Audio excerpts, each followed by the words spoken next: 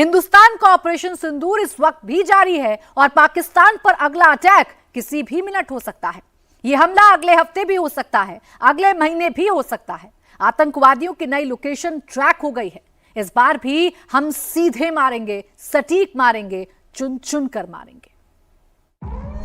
नरेंद्र मोदी ने पाकिस्तान पे हमले करने का ऐलान किया है। राउंड 2 जंग का शुरू हो चुका है। ऑपरेशन सिंदूर जारी है। नए आतंकवादी कैमरे पर दिख गए हैं। आतंकवादियों की नई लोकेशन ट्रैक हो चुकी है।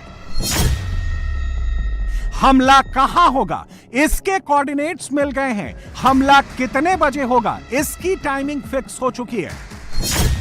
1, 2, 3, 4, 5, 6, 7, 8 एक जगह पर, एक मजमे में लश्कर तैयबा के दर्जन भर से ज्यादा खूंखार आतंकियों की हेट स्पीच का भारत पर अटैक करने वाली धमकी का नया वीडियो आया है। यह वीडियो खुद लश्कर की जमात ने बनाया है, उसे YouTube पर चिपकाया है, लश्कर के अगले प्लान के बारे में बताया है। आतंक के सारे चेहरे इस वक्त हिंदुस्तानी मिसाइलों की रेंज में हैं और इसमें सबसे बड़ा नाम उस आतंकवादी का है जो हिंदुस्तान का खून भी बहाता है और पाकिस्तान में अपनी सियासत भी चमकाता है। लश्कर तैयबा के मंच पर आतंकवादी कारी मोहम्मद याकूब शेख दिखा है। इसने मोदी को चैलेंज किया है। हिंदुस्तान ने इसका लेटेस्ट लोकेशन ट्रैक कर लिया है। स्ट्राइक किसी भी वक्त होने वाली है। अमेरिका की तरफ से प्रतिबंधित टेररिस्ट कारी मोहम्मद याकूब शेख वैसे तो रहने वाला है पाकिस्तान के बहावलपुर का,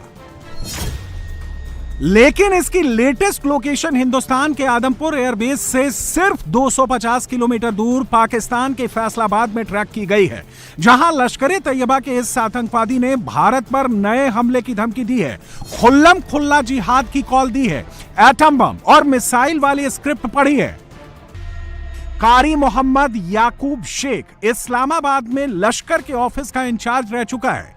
2008 से 2011 तक लश्कर के लिए फंड इकट्ठे कर चुका है, आतंकवादियों को रिक्रूट कर चुका है और तो और लाहौर से चुनाव की रेस में भी उतर चुका है।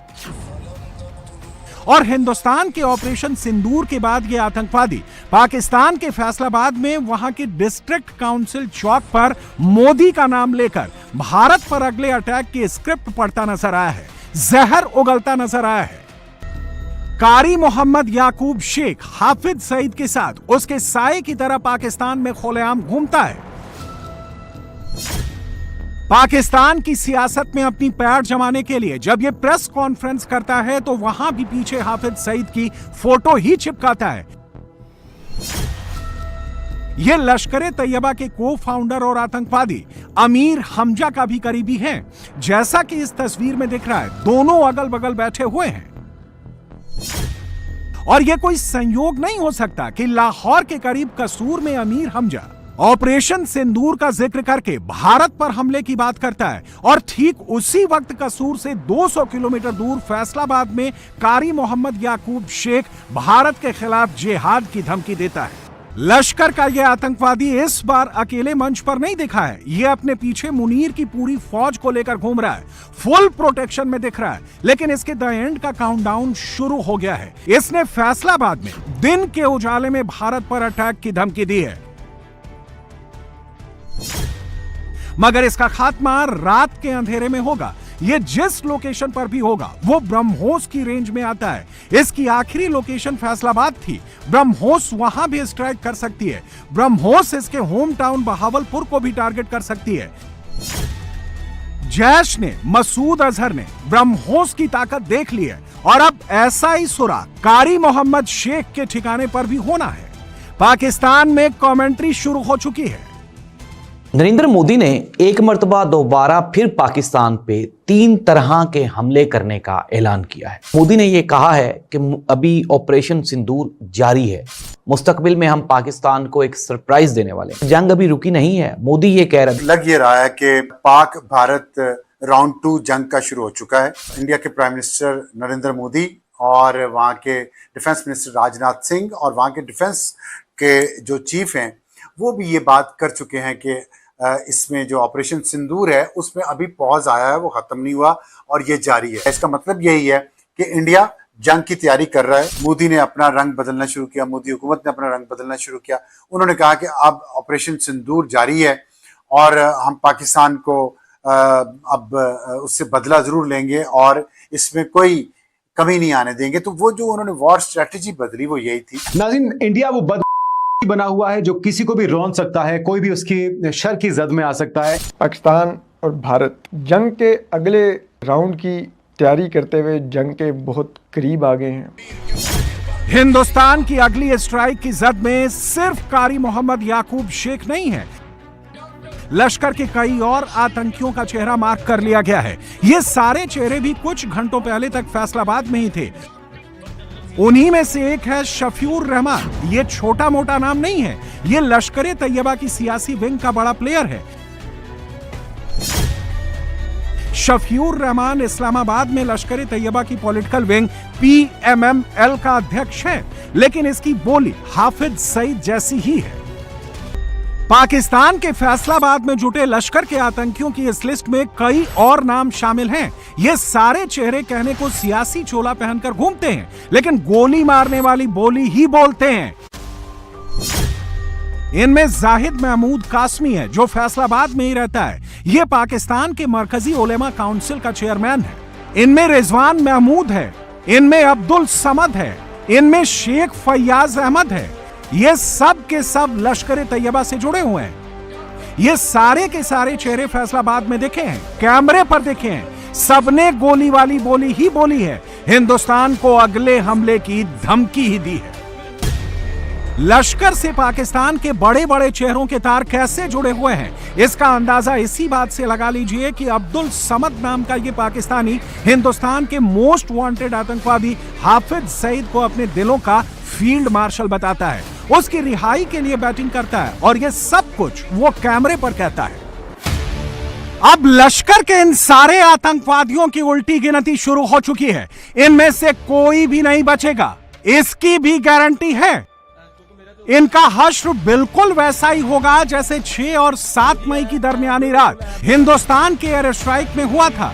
ये एक्सक्लूसिव तस्वीरें मुरीदके में लश्कर तैयबा के उसी मरकज तैयबा कैंप की हैं, जब हिंदुस्तान की एयर स्ट्राइक के बाद लश्कर के आतंकी मारे गए, आतंकियों की लाशें ढूंढ रहे थे।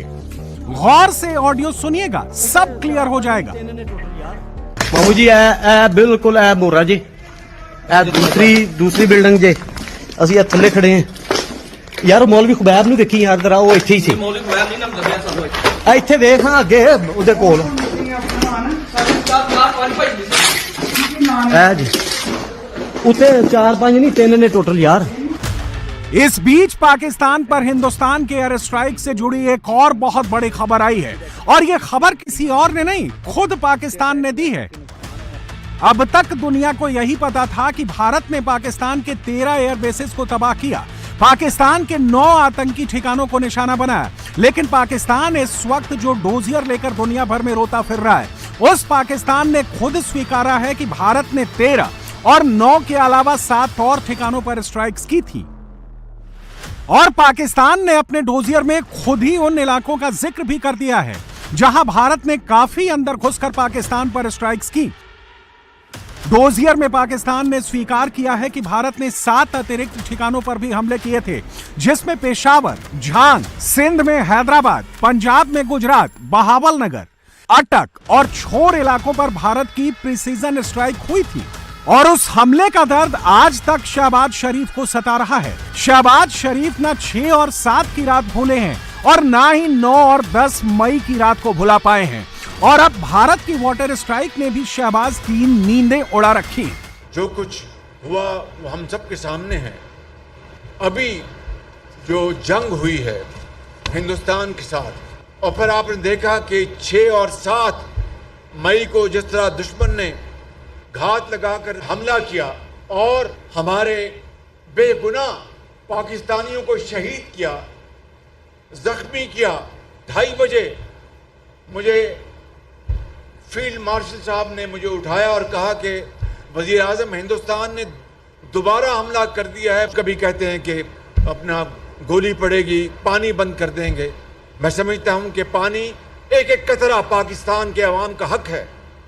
1960 के इंडस वाटर एग्रीमेंट का, और उसके लिए हिंदुस्तान दिन रात हमें धमकियां देता है, जिस तरह इस जंग से पहले धमकियां दे रहा था। पहले 9 स्ट्राइक्स, फिर 13 स्ट्राइक्स ने पाकिस्तान को घुटनों पर ला दिया था, और अब 7 और स्ट्राइक्स का खुलासा खुद मुनीर एंड कंपनी ने कर दिया है। इस नए खुलासे से पता चलता है कि भारत ने जिन इलाकों में हमले करने की बात को स्वीकार किया था, उससे कहीं अधिक गहराई में जाकर हमले किए गए थे। और इससे यह बात भी समझ में आती है कि भारत को 48 घंटे में देख लेने की धमकी देने वाले पाकिस्तान ने सिर्फ 8 घंटों के भीतर भारत से संघर्ष विराम की गुहार क्यों लगाई थी। अब इसका खुलासा भी हिंदुस्तान के चीफ ऑफ डिफेंस स्टाफ ने कर दिया है। 10th of May at about 1 a.m. its aim was to get down India to its knees in 48 hours. Multiple attacks were launched, and in some manner they have escalated this conflict, which we had actually hit only terrorist targets, but also into the military domain. From their perspective, it would have been rational in the sense they would have said that you used military means to hit these targets. But it was also rational on their part, operation which they thought they'll continue for 48 hours, folded up in about 8 hours. And on 10th, when they picked up the telephone and said they wanted to talk, they must have assumed that if they continued this mode, they're likely to lose much more. So hence they picked up the telephone. Hindustan ने पाकिस्तान को operation सिंदूर part 1 में सिर्फ 8 घंटों में surrender करने पर मजबूर कर दिया, मगर वो तो मोदी के गुस्से का सिर्फ एक ट्रेलर मात्र था। असली पिक्चर तो अब शुरू होगी, और इस बार भी हिंदुस्तान का निशाना सटीक बैठेगा। अब की बार टारगेट पर हर वो आतंकवादी है जो पाकिस्तान में खुलेआम भारत पर हमले का प्लान बना रहा है, फिर चाहे वो लश्कर का अमीर हमजा हो या फिर लश्कर का कारी याकूब शेख हो। जो आतंकी जहां दिखेगा, ब्रह्मोस वहां पहुंचेगी, सब कुछ तहस नहस कर देगी। नरेंद्र मोदी साहब हर रोज पाकिस्तान को अब बुरा भला गालियां धमकियां दे रहे हैं डेली बेसिस के ऊपर। There is not a day where he misses this. अगर पाकिस्तान ने जुर्रत की तो दोबारा तुम्हारे घर में घुस जाएंगे। मतलब 1 दिन, 2 दिन, 3 दिन, 4 दिन कि अब तुम्हारे घर में घुस के तुम्हारे घर डिमोलिश कर देंगे, पाकिस्तान प्रॉक्सी वार बंद करे। अब हमारे घरों में घुसने की वो बातें कर रहे हैं। क्या इंडिया ये न्यू नॉर्मल बनाना चाहता है? मोदी साहब ये कहते हैं ना, मैं न्यू नॉर्मल देना चाहता हूं। ये एक न्यू नॉर्मल है। एवरी डे एक ही कहानी कि हमने पाकिस्तान को खत्म कर देना है, पाकिस्तान के अंदर घुस जाना है। क्यों रोजाना एक ही बात की जा रही है कि पाकिस्तान के हमने